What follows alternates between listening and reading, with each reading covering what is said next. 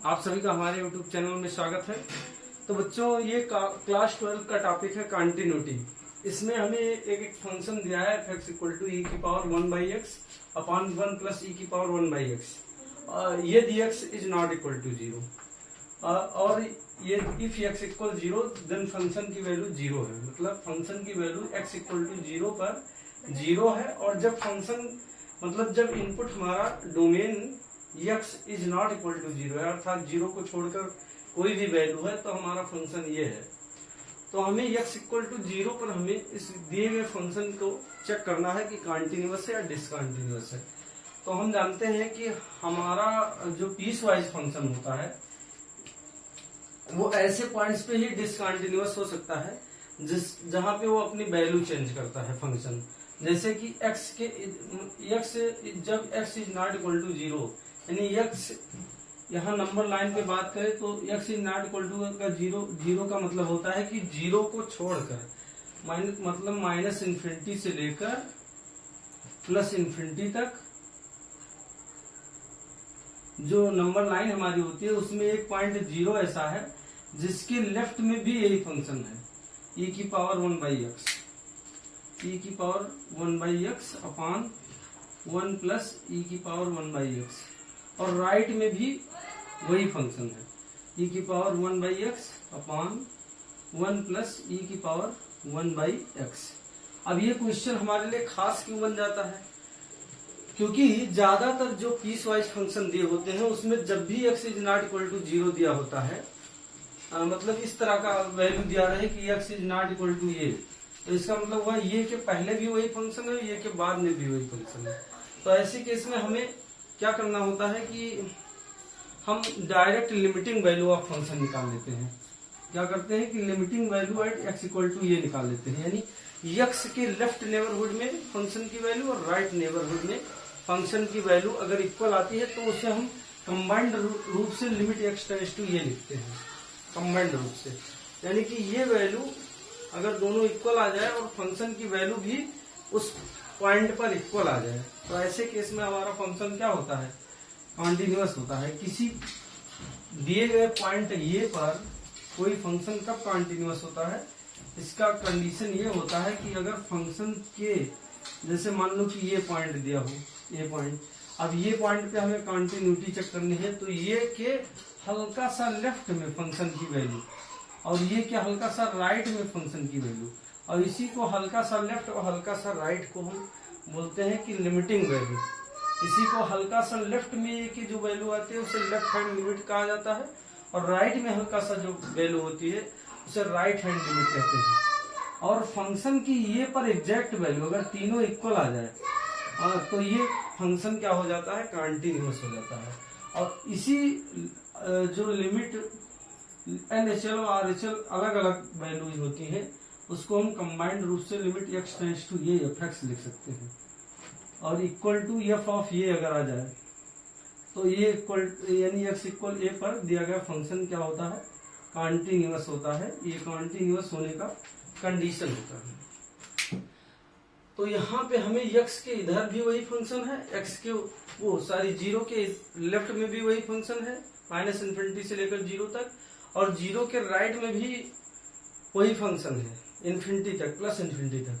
तो इसका मतलब एक्चुअल में हम अगर ऐसा करें कि कंबाइंड लिमिट निकालेंगे, LHL RHL अलग से ना निकालें, कंबाइंड लिमिट निकालेंगे, तो ऐसे केस में हमारा क्वेश्चन गलत हो जाएगा।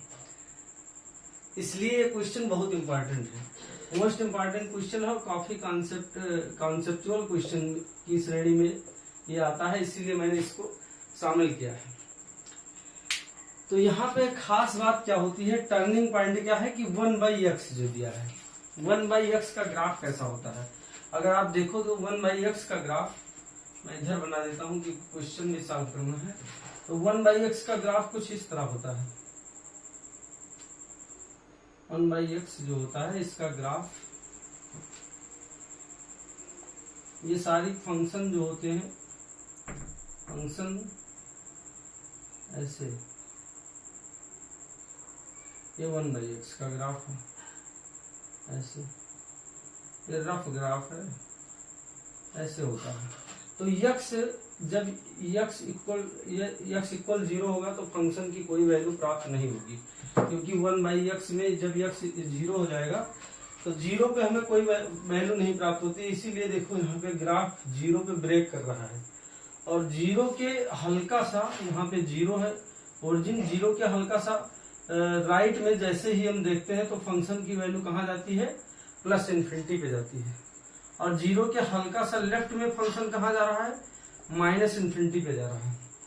तो इसका मतलब जब हम LHL निकालेंगे, एक्सटेंड मतलब कि LHL जब हम निकालेंगे, LHL कैलकुलेट करेंगे, यहाँ पे सारा ग्राफ का खेल है।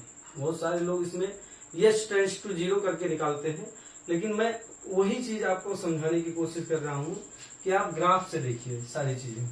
अगर ग्राफ से देखना आ गया तो फिर आप क्वेश्चन को देखते ही कर सकते हो। तो हम LHL निकालेंगे। इसका मतलब LHL को कैसे लिखेंगे, लिखने का तरीका है कि limit x tends to 0 minus का मतलब 0 के लेफ्ट नेबरहुड में फंक्शन की वैल्यू। तो ये क्या हो जाएगा, e की power 1/x upon 1 plus e की पावर 1/x।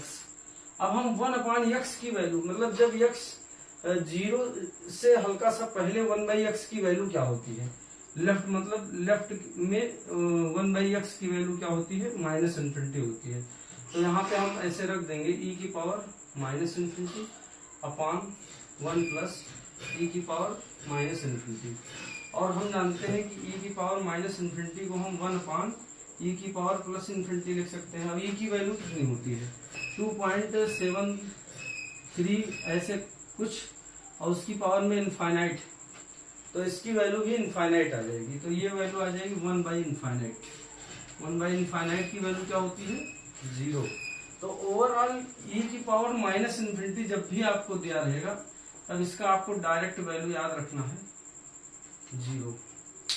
तो ये आ जाएगा 0, और यहाँ पे 1 प्लस ये भी क्या आ जाएगा 0, यानी कि 0/1, और इसका मतलब ये क्या आ गया 0। तो LHL हमारा क्या आ गया, लेफ्ट हैंड लिमिट क्या आ गया 0, और राइट हैंड लिमिट ऐसे कैलकुलेट कर लेंगे,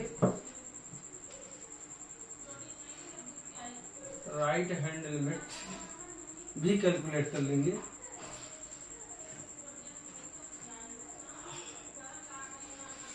गर्मी है तो यहाँ पे देखो राइट हैंड लिमिट, देखिए यहाँ पे पंखा भी नहीं चला सकते हैं क्योंकि आवाज बहुत सरसराहट आने लगती है, तो बहुत गर्मी में काम करना पड़ता है, काफी मेहनत लगती है एक वीडियो बनाने में। तो आप लोग इसे ज्यादा से ज्यादा लोगों के साथ शेयर करें, यही आपसे रिक्वेस्ट रहेगा। तो RHL देखो कैसे कैलकुलेट करेंगे। RHL लिखने का तरीका होता है कि limit x tends to 0 plus, ये 0 के ऊपर हल्का सा प्लस लगा रहने का मतलब है कि 0 के राइट नेबरहुड में फंक्शन की वैल्यू, राइट में 0 के हल्का सा राइट में, और 0 के हल्का सा राइट में फंक्शन 1/x जो है, ये 1/x का ग्राफ है, इसकी वैल्यू कहाँ जा रही है, प्लस इन्फिनिटी पे जा रही है। तो हम वही चीज यहाँ पे, क्योंकि राइट में भी वही फंक्शन है, तो हम फंक्शन क्या लेंगे, e की power 1/x upon 1 plus e की पावर 1/x।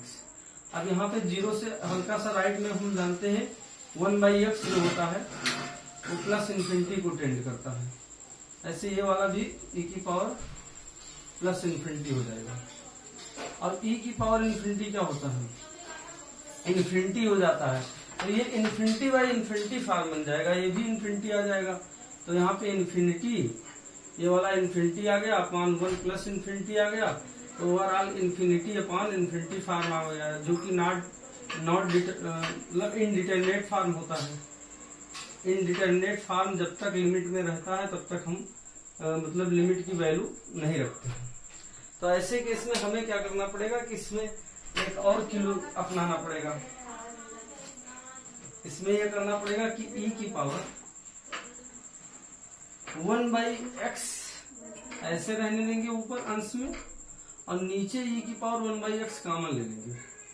कॉमन लेंगे तो यहाँ 1/e की पावर 1/x हो जाएगा, और प्लस यहाँ क्या आ जाएगा 1, और यहाँ लिमिट x टेंड्स टू क्या है 0 प्लस, तो e की पावर 1/x से e की पावर 1/x कैंसिल हो जाएगा, तो यह आ जाएगा limit x tends to 0 plus, और ये 1 e की पावर ये वाला क्या आ जाएगा -1/x अगर ऊपर जाएगा तो, और +1 आ जाएगा।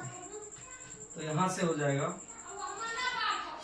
अब हम लिमिट की वैल्यू मतलब x की जगह 0 रख देंगे, तो यहाँ पे आ जाएगा 1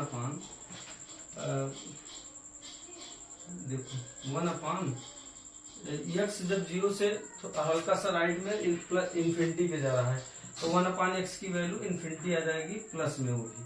तो e की पावर -इन्फिनिटी, क्योंकि माइनस साइन पहले से लगा हुआ है, तो यहाँ पे -इन्फिनिटी हो गया और +1।